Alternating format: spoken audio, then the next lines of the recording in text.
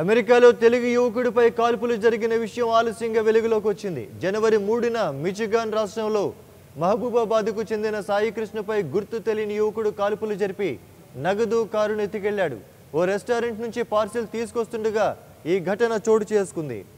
సమాచారం తెలుసుకున్న సాయికృష్ణ ఫ్రెండ్స్ కుటుంబ సభ్యులు అతన్ని ఆసుపత్రికి తరలించారు. ప్రస్తుతం సాయికృష్ణ పరిస్థితి విషమంగా ఉన్నట్లు వైద్యులు వెల్లడించారు. ఇదే అంశానికి సంబంధించి మరిన్ని వివరాలు మా ప్రతినిధి రమణ ఫోన్ లైన్లో వివరాలు అందిస్తారు. రమణ, చెప్పండి, అసలు ఏం జరిగింది? ప్రస్తుతం సాయికృష్ణ పరిస్థితి ఎలా ఉంది? అమెరికాలో మరో తెలుగు యువకుడిపై కాల్పులుగా జరిగిన సంఘటన కలకలం సృష్టిస్తుంది. వరంగల్ ఉమ్మడి జిల్లాలో ఏడాది క్రితం ఇలాంటి సంఘటన ఒకటి జరిగింది. ఆ సంఘటనలో యువకుడు ప్రాణాలు కోల్పోయాడు. ఈ సంఘటనలో మాత్రం చౌబతుల మధ్య యువకుడు కొట్టుమిట్టాడుతున్న పరిస్థితి ఉంది. మహబూబాబాద్ చెందినటువంటి పూస సాయికృష్ణ అమెరికాలోని మిచిగాన్ యూనివర్సిటీలో ఎంఎస్ చదువుతున్నారు.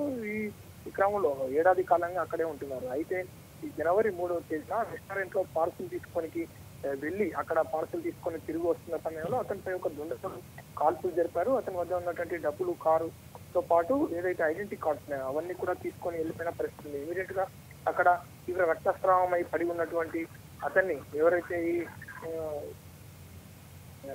సాయికృష్ణ ఉన్నాడో అతన్ని రెస్టారెంట్ నిర్వాహకులు ఇమీడియట్ గా ఆసుపత్రికి తీసుకెళ్లే ప్రయత్నం చేశారు. ఈ కాల్పుల్లో సాయికృష్ణ కుడి చేతిపై బుల్లెట్ గాయమైంది. ప్రస్తుతం చికిత్స పొందుతున్నారు. ఈ సమాచారాన్ని ఇవాళ వాళ్ళ జిల్లా కేంద్రంలో ఉన్నటువంటి వాళ్ళ తల్లిదండ్రులకు సమాచారం ఇచ్చారు. వాళ్ళ తండ్రి అయ్యప్ప మాలలో ధరించున్నారు. వాళ్ళ తల్లి కూడా కొంత హార్ట్ పేషెంట్. అయితే ఈ విషయం వాళ్ళ కుటుంబ సభ్యులకు ఇమీడియట్ గా చెప్పకుండా కొంత జాగ్రత్త పడ్డారు.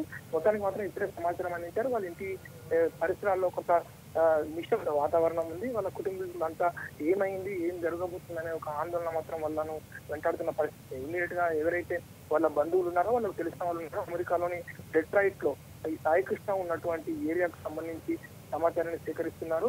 అయితే సాయికృష్ణ ట్రీట్మెంట్ కోసం అక్కడ అమెరికాలోని తెలుగు సంఘాలు కూడా కొంత విరాళాలు సేకరించి మెరుగైన వైద్య చికిత్స అందించే దిశగా ప్రయత్నాలు చేస్తున్నట్టు తెలుస్తుంది. మొత్తానికి మహబూబాబాద్ కాకుండా ఉమ్మడి వరంగల్ జిల్లాలో ఈ సంఘటన చాలా కలకలం సృష్టించిందని చెప్పిన పరిస్థితి మాత్రం ఉంది. అయితే రమణ, అసలు ఈ ఘటనకు ప్రధాన కారణంగా ఏమై ఉండొచ్చు? అక్కడ అధికారులు ఏమంటున్నారు? ముఖ్యంగా వారి తల్లిదండ్రులకు అందుతున్న సమాచారం ఏంటి?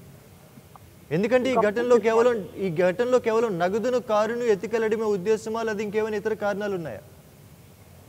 కేవలం ఈ ఘటనకు దోపిడీ దొంగలే ప్రధాన కారణంగా ప్రాథమికంగా మాత్రం తెలుస్తుంది. అక్కడ ఎవరైతే ఇతన్ని సాయికృష్ణతో ఉన్న వ్యక్తులు ఉన్నారో వాళ్ళంతా హాస్పిటల్ వద్దకు చేరుకున్నారు. ట్రీట్మెంట్ పైన దృష్టి సారించారు. వాళ్ళ తల్లిదండ్రులకు ఫోన్ చేసి మాత్రం ఇది దోపిడీ దొంగ చేశారు. సాయికృష్ణ వద్ద ఉన్నటువంటి బ్యాగ్, పత్రాలు, కొంత డబ్బును కూడా అప్పగించారు. కారును కూడా తీసుకెళ్లారు.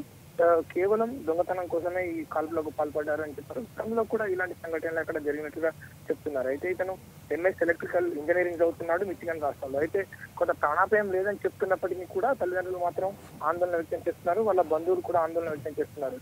ఇది ఇంకా ప్రైమరీగా మాత్రం దోపిడీ దొంగలను నిర్ధారించినప్పటికీ పూర్తిగా అమెరికాలోని అక్కడి అంటే పోలీస్ విభాగం కానీ ఇతరుల అధికారులు మాత్రం ఇంకా ఎలాంటి సమాచారాన్ని వాళ్ళ తల్లిదండ్రులకు ఇవ్వలేదు.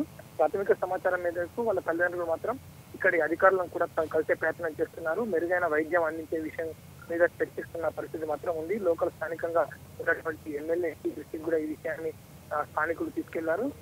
వాళ్ళ తల్లిదండ్రులు మాత్రం కొంత కన్నీరు మున్నరుగా వెల్లడిస్తున్నారు. ఏమైంది, ఏం జరగబోతుంది, అసలు మా కొడుకు ఎలా ఉన్నాడనే ఒక ఆవేదన మాత్రం వ్యక్తం చేస్తున్న పరిస్థితి. థ్యాంక్ యూ రమణ, సమాచారం అందించినందుకు. For more updates, please subscribe 99 TV Telugu.